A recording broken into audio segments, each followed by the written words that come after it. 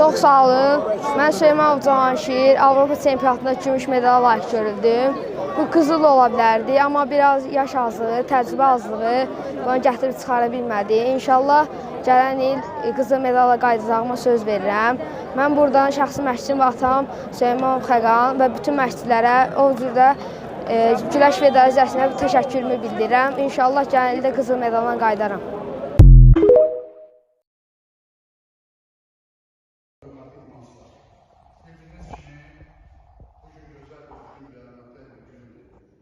Bizim güzel vaktiyle uzaklıklarına sormuş. Kadın Süleymanov oğlu. Bu yönetim Avrupa'da gümüş medal aldı. Biz ne kadar geçmişiz? Bir gün Cavanşir Süleymanov, fazla Cavanşir Süleymanov her bir şeyde. Bunu düzeltilmiş. Hem atası hukuk beyni, kino hukuklar. Bugün de hem oğlu.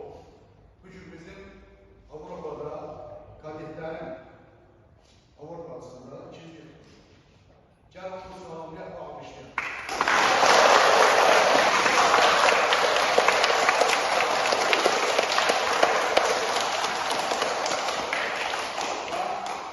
Aziz balalar, hemen Cavanşir Süleymanov'un babası Cavanşir, bala Cavanşir'in böyük Cavanşir'in özü yaxşı güləşsin.